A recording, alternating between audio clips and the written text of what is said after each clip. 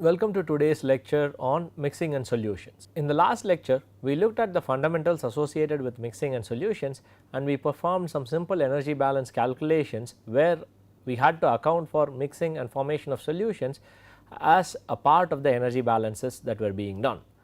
Today we will perform a couple of more problems. So, this would be a tutorial session where we will look at two problems which I will try to explain step by step, and this will help you understand how we would go about performing these calculations. So, here is the first problem. The first problem states that water is added to pure sulfuric acid in a well insulated flask initially at 25 degrees Celsius and 1 atmosphere to produce 1 liter of 4 molar sulfuric acid solution. The specific gravity is given as 1.231. The final temperature is to be 25 degrees Celsius, so that the water added must be chilled liquid at temperature much less than 25 degrees Celsius or a mixture of liquid water and ice. What are the masses of water and sulfuric acid that need to be mixed? Assuming only liquid water is added, calculate the initial temperature of water required. Is this process feasible? If a mixture of liquid water and ice is added, how many grams of liquid water and how many grams of ice need to be added?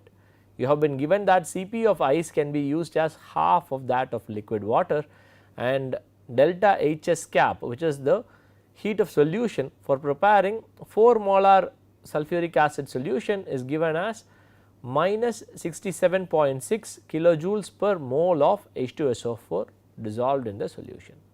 So, we have all this information. So, let us see how we can go about solving this problem. So, the first information which we are looking to find is the masses of water and sulfuric acid. So, this is a simple material balance calculation that can be performed if we know the definition for molarity. We have been given that the solution which is given to us is 4 molar sulfuric acid. This means that 4 moles of H2SO4 is present in 1 liter of H2SO4 aqueous solution. So, this is what 4 molar means.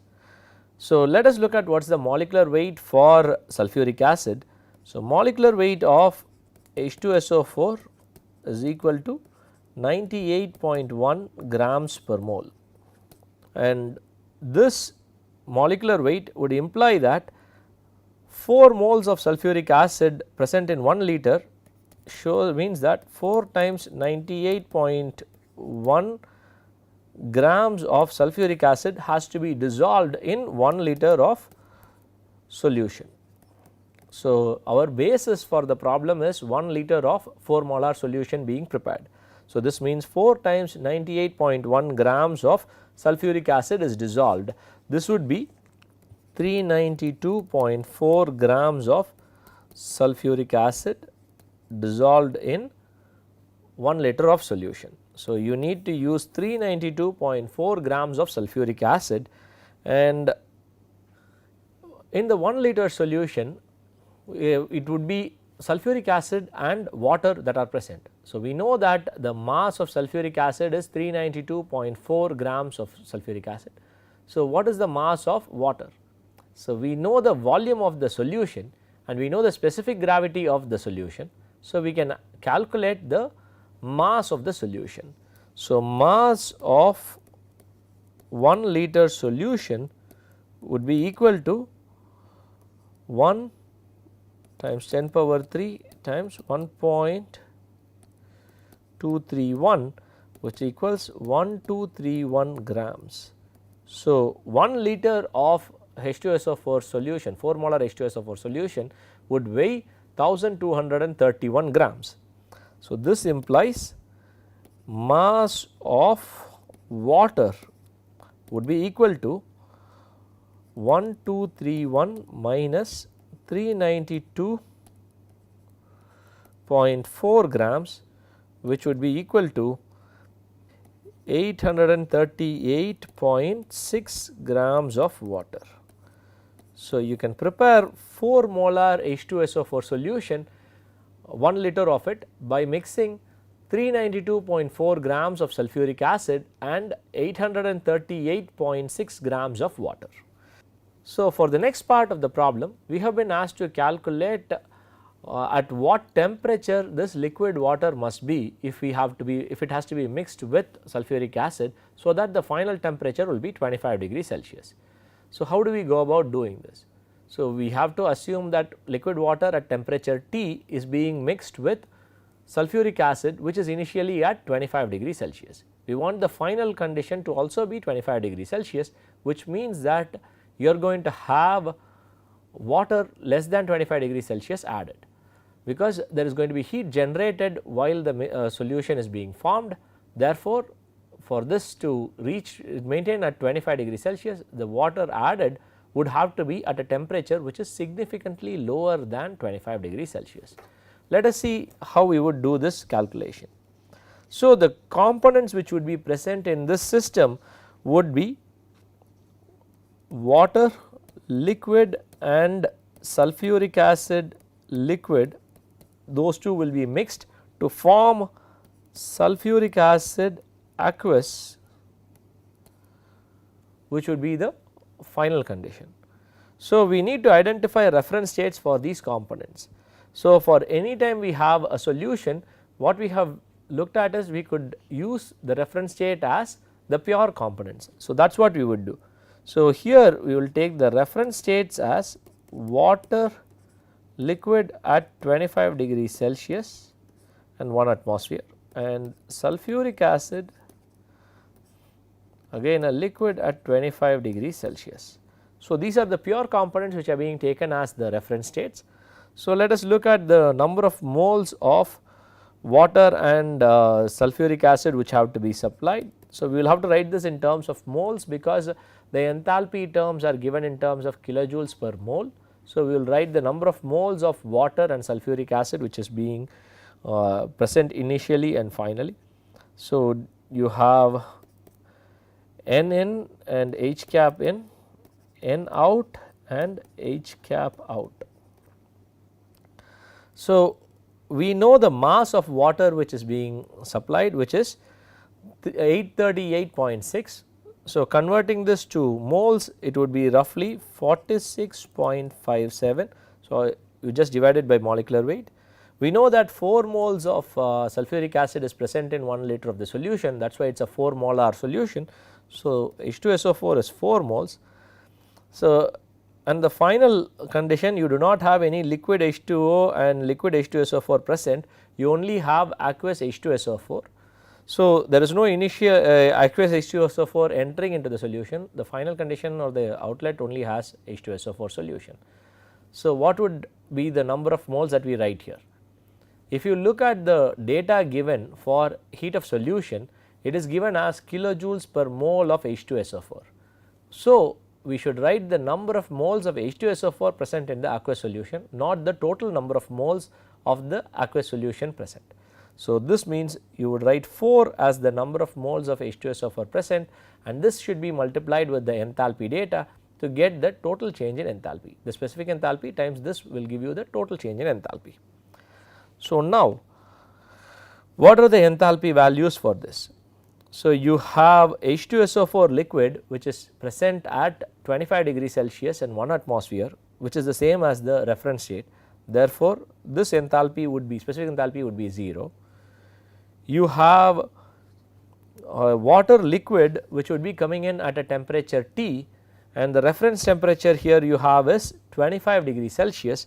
So, this would mean that this value you have for water, which is the reference, so the value, enthalpy value you have for water would be H1 cap, which needs to be calculated, and similarly there would be an enthalpy for aqueous solution of H2SO4 which would depend on the heat of solution. So, let us say that is H2 cap, and the other parameters do not have to be accounted for. So, now for H1 cap, what is the process? Water liquid at 25 degrees Celsius, which is the reference state, goes to water liquid at temperature T. So, we have been told that in the first part that we will be using only liquid water. So, the liquid water would have to be at a temperature T for the cooling to happen. So, for this process your H1 cap would be equal to integral Cp dt, where temperature changes from 25 to T. So, if we were to use the Cp value in terms of kilojoules per mole degree Celsius, then the units the value for Cp is 0.0754.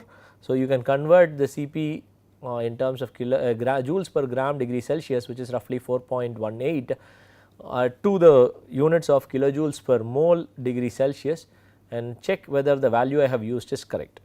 So, you have 0.0754 times T minus 25, which is H1 cap. H2 cap is for what process? You have pure components becoming the solution. The solution is at 25 degrees Celsius. So, this means the standard heat of solution which is obtained, or the heat of mixing which is given in the problem, can directly be used. So, this would mean you can use that value, which is H2 cap would be equal to the delta Hs cap which has been given, that is minus 67.6 kilojoules per mole of H2SO4. So, substituting these values here, we would have H1 cap as 0.0754 times T minus 25, and H2 cap would be minus 67.6. So, now with this we can start calculating the delta H cap. We have been told that the system is perfectly insulated. This means it is it is basically a process where there is no heat being transferred from the surroundings or to the surroundings. So, your Q would be equal to 0. So, the equation actually would be Q equals delta H, which would be equal to 0, because we do not have any shaft work or change in kinetic and potential energies. So, you would end up with delta H equals 0. So, the delta H can be calculated as 4 times minus 67.6 minus 46.57 times 0.054 times T minus 25 equals 0. So, from here we can calculate the value for T. So, T would be calculated as minus 52 degrees Celsius. So, this means that liquid water at minus 52 degrees Celsius needs to be fed for the temperature of the final aqueous solution of H2SO4 to be 25 degrees Celsius. In other words, this is not possible. You would not have liquid water at minus 52 degrees Celsius and 1 atmosphere, it would be a solid. So, this means we cannot use pure liquid water for the process to continue. So, not possible. So, this is not possible. So, now we need to look at what other alternatives are there. Third part of the problem asks us to find what if we used solid liquid mixture. So, ice water mixture. So, if we were to use ice water mixture, then what you would have is ice would have to melt and temperature would have to change. So, therefore, there will be an effect because of this, and therefore, we might have to identify how much of ice and water has to be present. So, we will be able to get the 25 degrees Celsius. How do we go about doing that? Again, we will only have two chemical components, which are water and sulfuric acid. So, we need to identify the reference states, considering that we still have to use the heat of solution given in the problem, which is the standard heat of solution. We would use pure components at 25 degrees Celsius as the reference state, water liquid at 25 degrees Celsius and sulfuric acid liquid at 25 degrees Celsius would be our reference states. Now, what are the substances or components present in the system now? We said that we will have water liquid and water solid come in as a mixture. So, we would have water H2O liquid and H2O solid, both that need to be accounted for in the specific enthalpy table. You would have H2SO4 liquid and H2SO4 aqueous also in the system. So, now again we will write NN H cap in, N out and H cap out.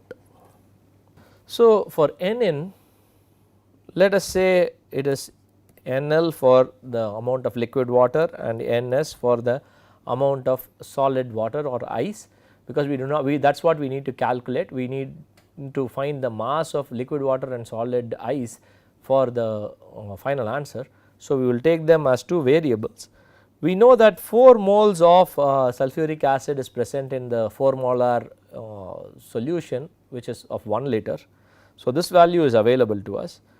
So, and we do not have any aqueous sulfuric acid coming in, but we have sulfuric acid leaving as aqueous solution, and we will again write only 4 moles. As I already mentioned, we will be using the enthalpy of solution, heat of solution, which is given as kilojoules per mole of H2SO4. So, we will only write the number of moles of H2SO4 here. There is no liquid water, solid water or sulfuric acid liquid as pure component leaving the system.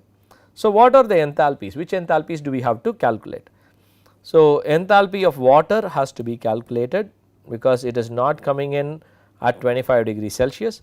Similarly, enthalpy of ice also has to be calculated. Enthalpy of liquid sulfuric acid would be 0 because it is present at 25 degrees Celsius, and which is the reference state which we are using, and this we do not have to worry about. These 3 we do not have to worry about, and we have to identify the enthalpy associated with the formation of sulfuric acid aqueous. Now, these are the terms which we have to identify. In the last part of the problem, we were trying to identify the temperature. Here we have not been explicitly given the temperature. So, what temperature do you think we would use? We have water and ice coexisting. This means the temperature would have to be 0 degrees Celsius, because it is 1 atmosphere. Water and ice will coexist at 0 degrees Celsius, and we will use that for performing the calculations. So, for H1 cap, we basically have a process where water from the reference state, which is water liquid at 25 degrees Celsius, becomes water liquid at 0 degrees Celsius.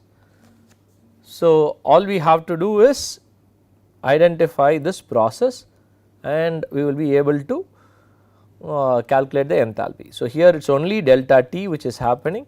So, all we need to do is integral Cp dt, where temperature changes from 25 to 0. We already know the Cp for water.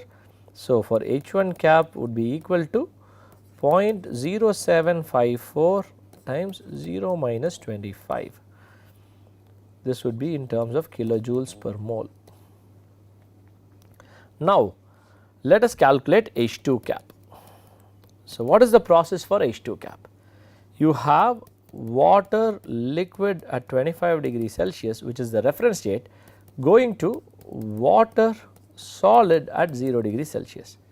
So, now this actually has 2 steps, where water liquid at 25 degrees Celsius is cooled to water liquid at 0 degrees Celsius, and from here it solidifies to form water solid at 0 degrees Celsius.